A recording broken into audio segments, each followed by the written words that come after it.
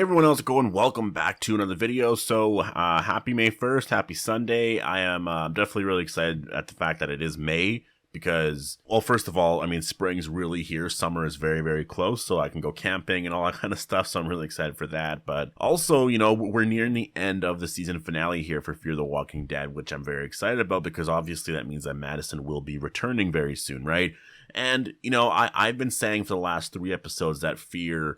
You know, I enjoyed episode 11, you know, just in terms of story-wise and writing-wise, but in terms of how it serves an overall plot, it definitely, you know, it doesn't get rid of just how boring I feel like season 7 has been, right? Like, overall, I would say Fear season 7 hasn't felt like must-watch TV, right? Season 6 really felt like that. Like, you couldn't miss an episode. You had to see, you know, what was going on in each episode, but the season 7 so far has not felt like that, and even though I enjoyed episode 11, that was just purely based off of the writing, and I also enjoyed episode 9 for that reason as well. But episode 12, you know, I'm not going to say it definitely fixes the season. It doesn't, really doesn't, but it definitely is a really great episode. Definitely, for sure, the best episode of this season, which I know doesn't completely say a lot, but this episode is really good. I would say it's actually among, you know, definitely in the top 8, I would say, of, I guess, season 6 episodes I would include in that, right? Like season 6 and 7. This episode is definitely up there. It's a really great episode. So anyways, before we go any further,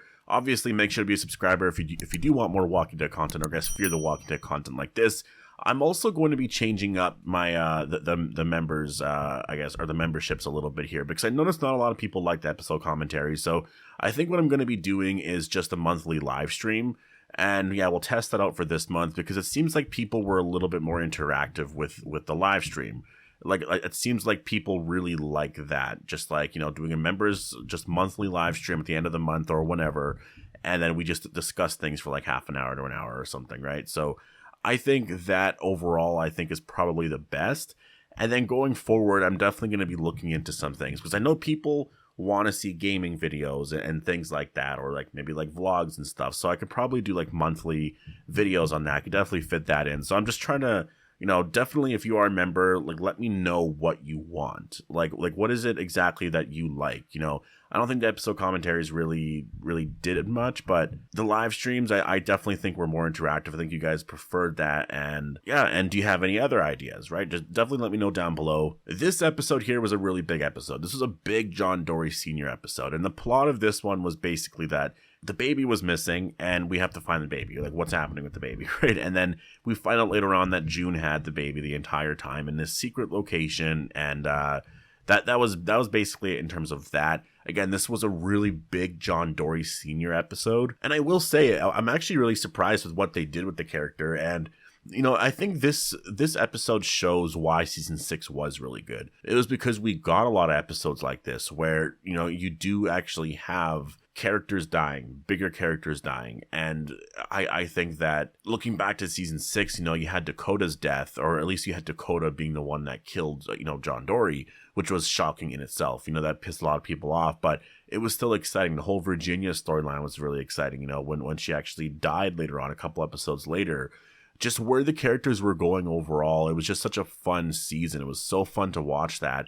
And season 7 so far, you know, it hasn't really had a lot going for it. There's not really a lot going on with certain episodes, right? There's definitely some stronger moments here and there, but that's why I think I would have to rate this season overall like a 5 or 6 out of 10 so far, just because it's been pretty average. It hasn't been anything that's been mind-blowing, but this episode I actually really enjoyed. You know, killing off John Dory Sr. like that, man, I can't believe they actually did that. So let's actually talk about some of the stuff that led up to this moment. You know, this episode really focused on John Dory Sr.'s legacy. And, you know, I guess it ended the Dory family legacy on Fear the Walking Dead, because now it's just kind of, it's over now, right? You know, I guess we have June. June kind of holds that legacy a little bit, but, and I guess if you take John Dory Sr.'s words, you know, that baby is his legacy because he actually brought that baby to safety. So in that sense, like, I guess I get that. But John Dory really cared about his legacy, and he knew that he was going to be dying sometime soon. And so that's why he really wanted to change this place. He wanted to change the tower. It kind of came out of nowhere, but I guess that wound literally came out of nowhere, right? Like, he wasn't expecting to get that. So, you know, he planted the walkie-talkie in Howard's room in order to get closer with Strand, so maybe he could make a change. And then obviously near the end there, when he realized, yeah, there's no changing Strand at all. Strand is not going to listen to anybody. That's when he's like, you know what, June's right, knocks him out, and then takes the baby to Morgan. You know, throughout the whole thing, it definitely was something that I was kind of questioning. Like, I knew that I saw people saying that, you know, something big happened in this episode, but I was like, okay, well, what exactly? And then it was around here where I was like, is he gonna die? And then as soon as I saw that he had radiation poisoning, I was like, oh shit, I guess that's exactly what it is. He has radiation poisoning. But I wasn't sure if he was actually gonna die yet. Like, I saw that and I was just thinking like, well, maybe he's gonna die at some point this season, but not in this episode, which I feel like, you know, writing wise isn't the smartest decision, which is why I'm glad they never went with that. Just because if you hold off his death for a few more episodes, it sort of lessens the impact when it actually happens. Whereas, you know, you find out that he's going to die halfway through this, and then you kill him off in the episode. It just, you know, you still have that momentum and that shock factor still sitting with you while you're watching. So I'm definitely happy they did that. Howard as well also died in this episode, which was actually really shocking as well. I thought he was going to be around for a while. And this is the thing. This is what you do with characters like that. You know, when a character starts to get, you know, more recognizable and plays a role a little bit more in the story, you need to kill him off within a season or two. You just need to. Like, it does keep the story very fresh. It keeps the story focused on some of the core cast members that you have around you.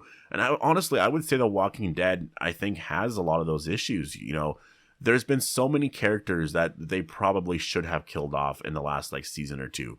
And a lot of them are just like side characters, you know. I don't really have any that I could name exactly because there's a lot, but like you can, you know, there's a lot of people you could kill off. You could have killed off Eugene in season 5 or 6. You could have. You could have killed off Princess maybe in this season because she was just newly introduced. So you could kill her off. I mean, there's so many characters. Like there's so many characters that they could have killed off over the years that I think probably could have made the story a little bit more exciting. It would have changed a lot of things up, right? Like killing off Princess, you wouldn't have had the Princess and Mercer relationship. But then like, is that really important to the story? Like, does anybody really care about that? I mean, it depends on what happens here in the final 8 episodes, right? If it does serve a purpose in general. But there's also Eugene, right? Like if you killed off Eugene earlier, does that affect the overall story? I think it only affects the radio part of it, to be honest, but they were going based off of the comic, which is why, you know, that they kept a lot of characters around, and that's why they introduced Princess. That's why they kept Eugene around for the story, or I guess the radio story arc. So I get it overall. Like my main point is, I think it's smart to kill off certain characters like that sometimes, right? Like I think it's smart to kill off those background characters that, you know, definitely serve more than just being a recognizable face. They actually play a role in the story because it keeps things exciting. It does keep things exciting. And I'm not one for like, you have to have a major death every season. I'm definitely not one for that. But if it does contribute to the story, it really does, like, it does freshen things up quite a bit. And I think that's one of the things that Fear the Walking Dead has for it, right? It doesn't have a lot of the other story elements that The Walking Dead has, you know, just in terms of an overall exciting arc, but it at least has this, you know, and I think killing Howard off, it was shocking. I wasn't expecting it. When Strand said, you know, if you want to prove yourself to me, you gotta basically, like, yeah, throw Howard over the edge. And I was just like, well, this is definitely a test. They're not gonna let him do it. And then once John Dory Sr. did it, I was like, holy shit, Howard's actually dead. And you do actually see him fall to the ground. So I was like, okay, he's actually dead. And you do see him as a walker later, I guess. Like, that was shocking to me. And then to see John Dory Sr., you know, just the way he went out too, man, he went out like a hero. Like, he went out like, yeah, he definitely went out with a lot of respect and honor. And it was sad to see him go down, but, you know, that baby is safe, and that's his legacy. So in a sense, yeah, very big John Dory Sr. episode. I really liked the episode. You know, I think starting the episode, I was just like, well, we'll see where this goes. And then about halfway through, I was like, oh shit, this is actually pretty good. Then the rest of it was really good. So yeah, I really enjoyed episode 12. I definitely want to know what you guys think. Now, in terms of episode 13, I'm not going to do a separate trailer breakdown because there's not a lot there. And we are getting to the point now where, you know, anything's like very soon could tease that Madison is going to be returning. So she's not going to be in 13, but after that, there's only 3 more left. There's 14, 15, and 16. So I could see her coming back in 14 at the end, making a full appearance in 15, And then, yeah, 16, she'll just kind of be there for that episode. And then we'll see the resolution to the tower stuff and all that, and just see where that goes. So I'm definitely really excited for these last, I guess, 4 episodes here for The Walking Dead. Because the next episode, we see Alicia and Morgan, and Alicia has this plan. You know, like we heard her talking before about trying to, you know, get more people involved, trying to reach out and find more people. I actually think she's going to find Madison and everyone else. Like, I think that's how it's going to work. And, I mean, it could literally be just random people that show up. I mean, I don't know how they're going to do it. That's the thing. I don't know how they're going to plan out this whole thing. Who's the first one to find out that Madison's alive, right? Is it going to be Alicia and her group, or is it going to be Strand? You know, like, a part of me thinks that if Alicia finds out, then, yeah, Strand's reaction to Madison being alive could lower his defenses completely, and then could actually affect him in that overall battle. Or maybe it's vice versa, right? Maybe Strand finds out, because it seems like that actually seems like something that Strand could find out, and then Alicia finds her mom, and then she's just like kind of destroyed. I don't know what to do, kind of thing, right? And then so maybe in that sense they lose. Like, I'm kind of under the impression that, like, whoever finds out Madison's, you know, is alive is going to be the one that wins. So if Strand finds out and Madison's at the tower, you know, when Alicia actually goes there to battle Strand or whatever and take over the tower, she's going to lose because she's going to find out that her mom's alive and she's not going to want to fight back or whatever. Or vice versa, Alicia knows that Madison's alive, Madison is with her, and when they go to the tower, Strand is just completely shocked that Madison's back. And it's just like, you know, calls everyone off and then just, you know, allows them to take over the tower. That's kind of my overall predictions with it. That's where I see it going. It's probably not going to go that way, but that's just that's the feeling I have right now going into these last episodes here. So yeah, definitely very excited for episode 13, and I really can't wait to see when Madison's going to return. But post all your thoughts down below. Make sure to be a subscriber if you want more Fear the Walking Dead content like this, and I'll see you guys in the next one.